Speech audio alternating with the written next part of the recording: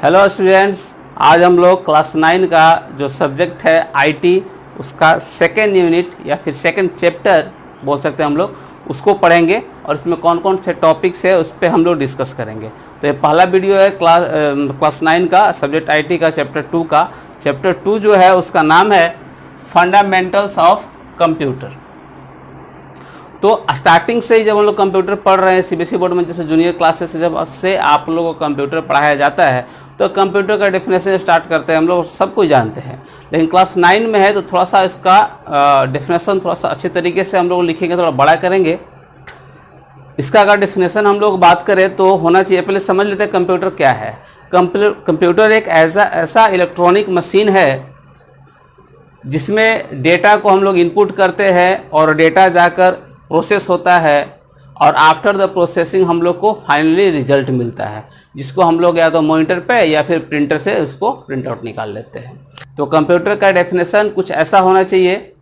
Computer is an electronic machine, it takes input with the help of input devices and process that data in the processing device, that is CPU.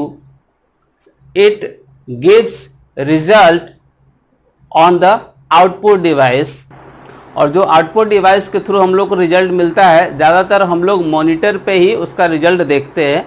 और जब हम लोग को result अच्छा लगता है कि हाँ ये मेरे काम लायक है, जो हमने चाहा जो बनाया वो बन गया, तो हम लोग उसको प्रिंटर से निकाल लेते हैं और अपने रिकॉर्ड में रख लेते हैं। दैट मीन्स कि कंप्यूटर जो हमारा वर्क करता है वो 3 स्टेप में करता है। पहला इनपुट, दूसरा प्रोसेसिंग और फाइनली में होता है आउटपुट।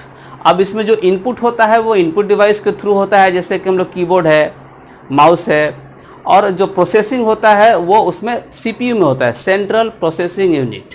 इसमें उसका प्रोसेसिंग होता है, जो भी हम लोग इनपुट फीड करते हैं, और जो रिजल्ट में हम लोग वहाँ से मिलता है यानी कि आफ्टर द प्रोसेसिंग वो हमको मिलता है मॉनिटर पे। अब उस फाइनली जो रिजल्ट मिलता है उसको हम लोग सेकेंडरी मेमोरी में स्टोर कर सकते हैं या फिर प्रिंट करके अपने पास रख सकते हैं।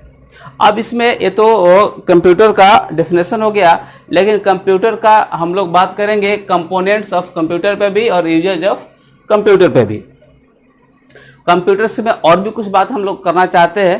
तो पहला जो है उसमें एक्यूरेसी, जो कंप्यूटर का पहला गुण जो है वो उसका एक्यूरेसी।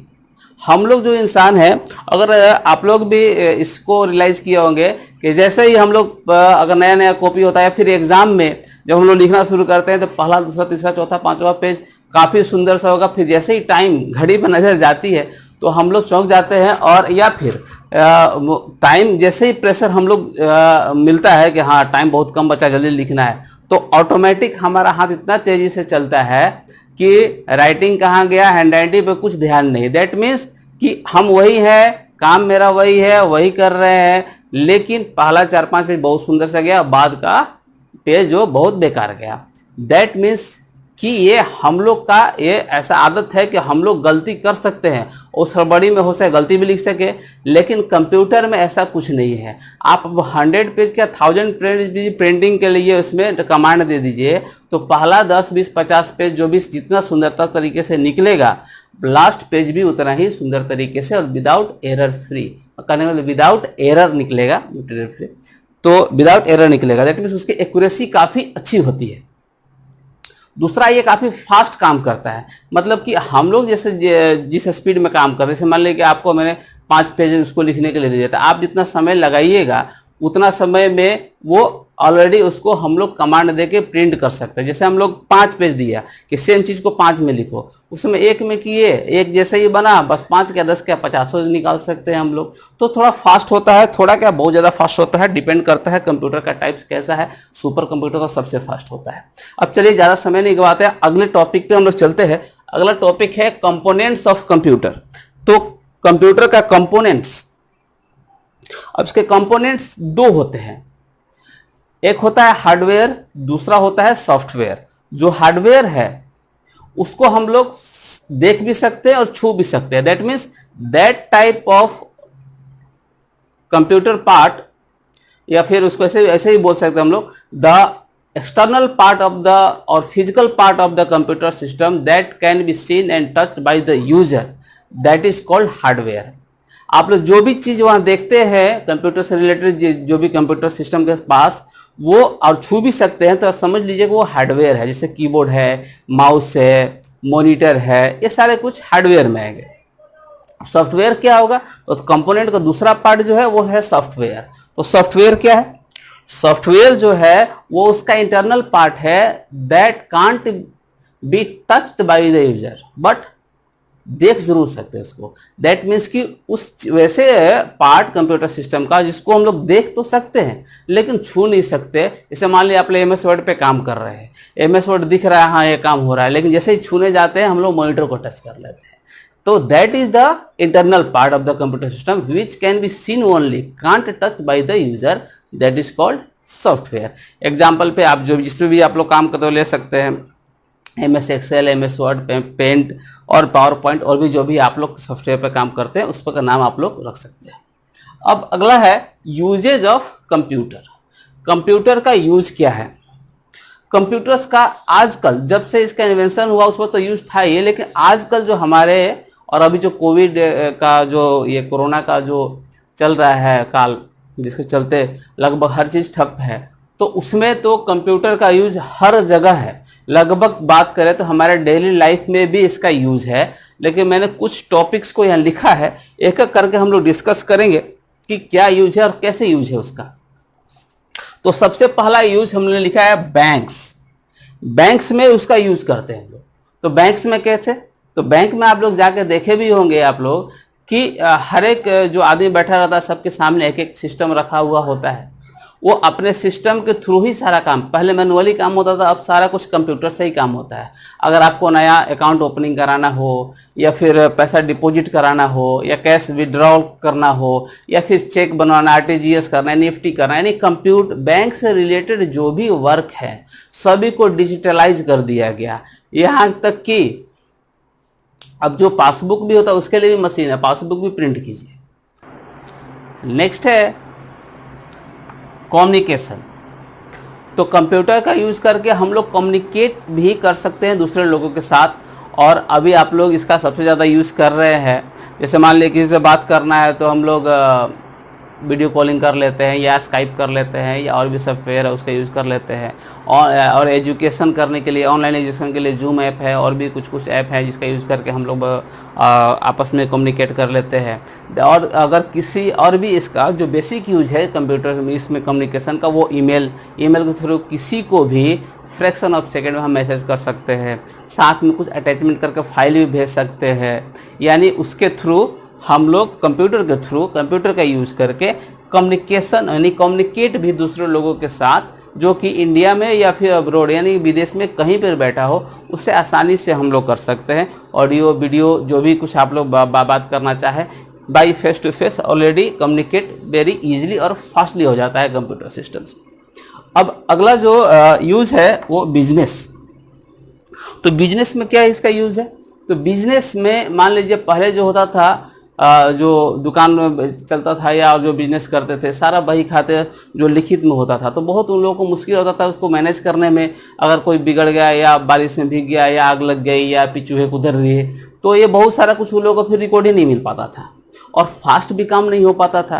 तो जैसे ही कंप्यूटर्स का बिजनेस में उन्होंने यूज़ किया तो वो उसका काम वर्किंग जो होता है वो काफ़ी दूर तक फैला और इनकम बेतहाशा वृद्धि होती है। अब जैसे देखते हैं कि बिजनेस में क्या क्या कर सकते हैं, तो आप छोटे मोटे दुकान पे भी जाइएगा तो या सुपर मार्केट में जाइए, जहाँ पर सारा कुछ जितना भी लेन देन है सभी का, जो आपका बिलिंग का हो, या फिर जो इन्वेंट्री मतलब कितना सामान बचा हुआ है गोडाउन में, क्या क्या सामान है नहीं है बिजनेस का, और उसमें से क्या पैसे का मतलब हर एक का कितना प्राइस है, कितना बिल बनेगा, उसको पैसा कितना देना है, किसका पैसा कितना लेना है, इन सारा कुछ कैश का लेन देन और उसका हिसाब टोटल बिजनेस का कंप्यूटर के थ्रू रख लेते हैं। और ये बहुत सिक्योर भी होता है और आसानी से कहीं भी ले भी जा सकते हैं उस डेटा को पेन ड्राइव में किसी के थ्रू, और बिजनेस इसके थ्रू बहुत फैल सकता है। जैसे एग्जांपल आप ई कॉमर्स का लीजिए। ई कॉमर्स वेबसाइट पे छोटे मोटे जितने भी वेंडर है, जो भी दुकानदार है, अपने आइटम्स को उसके थ्रू बेच सकते हैं। तो कंप्यूटर का ही तो फायदा है, उसके थ्रू आपका बिजनेस सिर्फ उस स्पेसिफिक एरिया में ही नहीं, इस जहाँ आपका दुकान है कुछ किलोमीटर के एरिया आपका दुकान में अगर कंज्यूमर आते थे, लेकिन कंप्यूटर्स का यूज़ करके, ई कॉमर्स का यूज़ करके, एक कंप्यूटर्स का अपने बिजनेस में इन्वॉल्वमेंट करके आप उसको ग्लोबल कर सकते हैं और आसानी से दूसरों तक भी बेच सकते हैं, तो आपका बिजनेस तो बढ़ेगा ही। अगला है medical science and health care. अब कंप्यूटर का यूज मेडिकल साइंस में और हेल्थ केयर में भी है।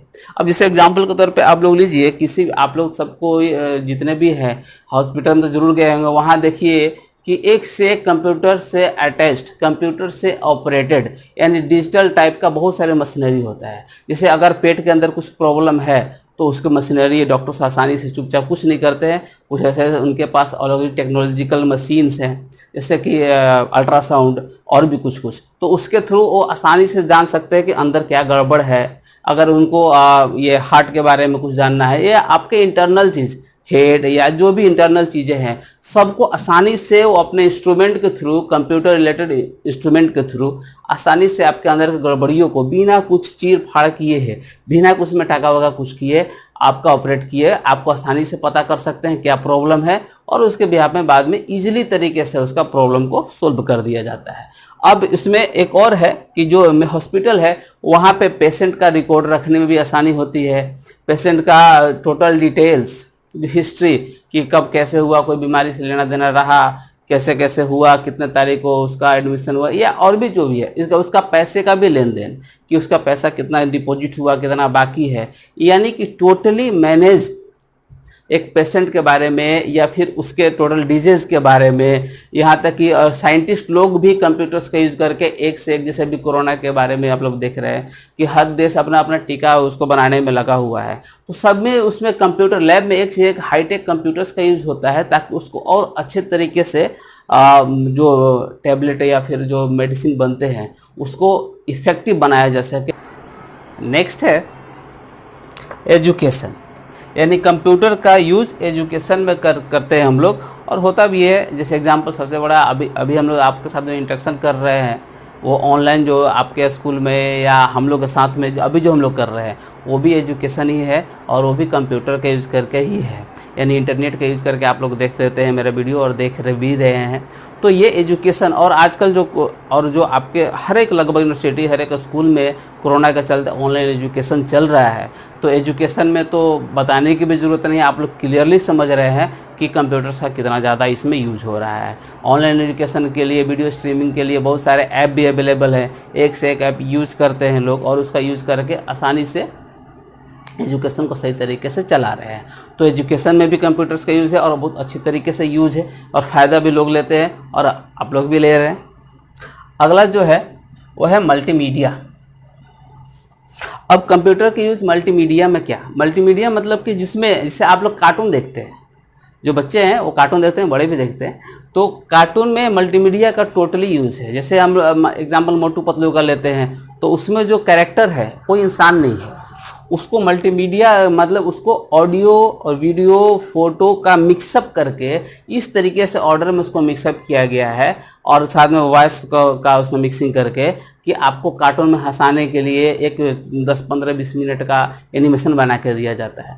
अब मल्टीमीडिया का मूवी में भी यूज़ है। जैसे आप देखते हैं कोई हीरो 20-25 माले की बिल्डिंग से कूद जाता है और उसको कुछ नहीं होता, वो किसी बहुत बड़े पहाड़ी पर लटका हुआ है, ऐसा ऐसा स्टंट देता है जो नॉर्मल आदमी नहीं कर सकता।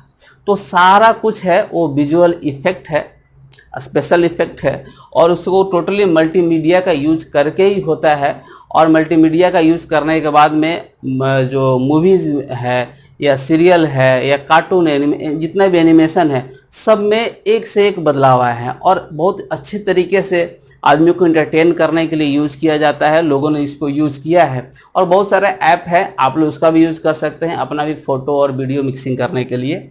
अगला है वेदर प्रेडिक्शन। वेदर प्रेडिक्शन मतलब मौसम की जानकारी। जैसे आप लोग जब न्यूज़ देखते हैं, बहुत सारे तो न्यूज़ बच्चे नहीं देखते लेकिन आप लोग को देखना चाहिए, न्यूज़ बहुत यूज़फुल होता है, अच्छे से इन्फॉर्मेशन होते हैं। उसमें वेदर का भी रिपोर्ट आता है, आप लोगों ने देखा होगा।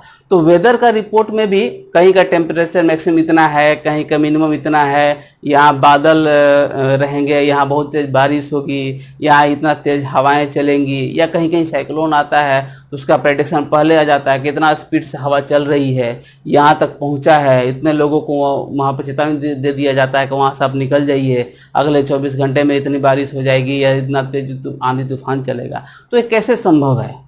टोटली कंप्यूटर्स के कैलकुलेशन पे ही संभव है, और ये वेदर प्रेडिक्शन में बहुत बड़ा योगदान है कंप्यूटर का। ये टोटली वहाँ के जो टेम्परेचर है, वहाँ का जो ह्यूमिडिटी है, और जो वहाँ का जो मूवमेंट है एयर का, उस पर कैलकुलेट करके ये प्रेडिक्शन किया जाता है कि वहाँ का वेदर कैसा रहेगा। अगला जो टॉपिक है वो है स्पोर्ट्स। आप स्पोर्ट्स में तो सब कोई बच्चे जानते हैं, क्रिकेट सब कोई देखते हैं, इंडिया में तो वैसे ही बहुत पॉपुलर है क्रिकेट। इस बार आईपीएल नहीं हो पाया है कोरोना के चलते, लेकिन स्पोर्ट्स में फ़ायदा सबसे ज़्यादा क्या है कि कहीं पर भी मैच हो उसका लाइव स्ट्रीमिंग आराम से हम लोग अपने बेड पे लेट के अपने टीवी पे देख सकते हैं। तो ये टोटली कंप्यूटर्स का ही कमाल है। हर एक एंगल से उस रिकॉर्डिंग को, जितना अच्छा स्टेडियम में मौका नहीं मिलेगा उतना घर ज़्यादा अच्छा तो हम घर पे देख लेते हैं। हर एक एंगल से किसी कैच का, किसी छक्के का जो हो गया है वो, या फिर किसी फील्डिंग, अच्छा फील्डिंग मूवमेंट का दिखाया जाता है। तो टोटली कमाल कैमरे, कंप्यूटर और एडिटिंग का है, ठीक है। और उसके थ्रू स्पोर्ट में हर जगह, अब यही नहीं कि सिर्फ लाइव स्ट्रीमिंग वही उसी के लिए। मान लीजिए किसी बॉलर को है, वो कोई मैच में किसी बल्लेबाज का क्या कमी है, क्योंकि आजकल में बॉलर जो है वो अपने टेक्निक्स पे, अपने जो बॉलिंग फेंकते हैं, जो स्विंगिंग करते हैं अपना बॉल का, उस पर बहुत ध्यान देते हैं, और उस बल्लेबाज पे भी टारगेट करते हैं जिनको बॉलिंग करने जाएंगे या जा रहे हैं। तो उनका टोटल टेक्निक देखता है कि इसे क्या कमी है, उसके अनुसार बॉलिंग करता है। तो उसका बार बार रिव्यू करना, हर एक एंगल। आप साथ में ये भी आप देखे होंगे कि एलबीडब्ल्यू जो प्रोडिक्शन पे होता है टोटल, तो वो भी कंप्यूटर का ही कमाल है। यानी कि टोटली कंप्यूटर का यूज करके स्पोर्ट्स बहुत ज़्यादा इंटरेस्टिंग और इंटरटेनिंग हो गया है। अगला ज़्यादा समय हो जाएगा तो अगला जल्दी जल्दी और दो भी टॉपिक के बच्चे हैं वो भी देख लेते हैं हम लोग। अगला है सोशल मीडिया। अब सोशल मीडिया क्या? सोशल मीडिया यंगस्टर जितने हैं लगभग सब जानते हैं। ये सबसे बड़ा एग्जांपल तो आप फेसबुक, ट्विटर का ले सकते हैं। यानी कि सोशल मीडिया में कंप्यूटर्स, मोबाइल सब का यूज़ करके फेसबुक पे फ्रीडम ऑफ एक्सप्रेशन, या ट्विटर पे अपना अपना व्यू, सबको अपना अपना आइडिया रखने का अधिकार दे दिया है।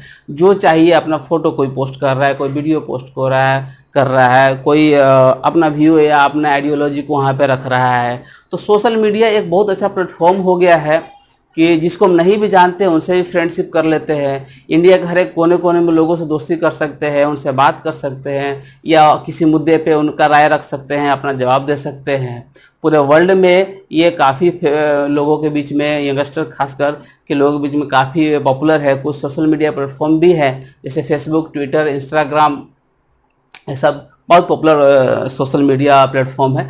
और लास्ट जो हमारे पास है वो है आर्ट्स एंड एंटरटेनमेंट। अब इंटरटेनमेंट के बारे में हमने कुछ बातें की थी ये मल्टीमीडिया में, तो यहाँ आर्ट्स एंटरटेनमेंट मतलब आप अपने तरीके कुछ क्रिएटिव करना चाहते हैं तो कंप्यूटर का यूज करके बहुत आसानी से कर सकते हैं। सबसे बड़ा एग्जांपल तो आप MS पेंट का ले लीजिए।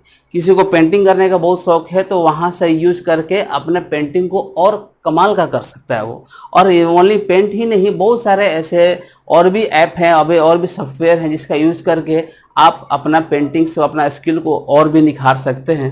और एंटरटेनमेंट में क्या है, जैसे आप लोग ऑनलाइन गेम खेलते हैं, पबजी बच्चों के बीच में काफ़ी पॉपुलर है। तो क्या ऑनलाइन गेम है, ये टोटली कंप्यूटर बेस्ड ही है। ये उसके थ्रू ही आदमी खेलता है और इंजॉय भी करता है, बहुत ज़्यादा पॉपुलर भी हो गया है ये। तो जितना एंटरटेनमेंट का साधन है, जैसे यूट्यूब है जिससे आप लोग वीडियो भी देख रहे हैं, तो इसमें बहुत सारे मूवी, सॉन्ग, ये सब कुछ हम लोग देखते हैं। तो टोटली एंटरटेनमेंट के लिए भी कंप्यूटर यूज होता है। तो और भी इसका यूजेस है, लेकिन हमने ये लगभग 10 को पकड़ा है और ट्राई किया है कि आप अच्छी तरीके से समझा पाए हम। और अभी ये सिर्फ शुरुआत है सेकंड चैप्टर का, और भी आगे टॉपिक्स है उस पर हम लोग बात करेंगे। तब तक घर पर रहिए, सुरक्षित रहिए। Thank you.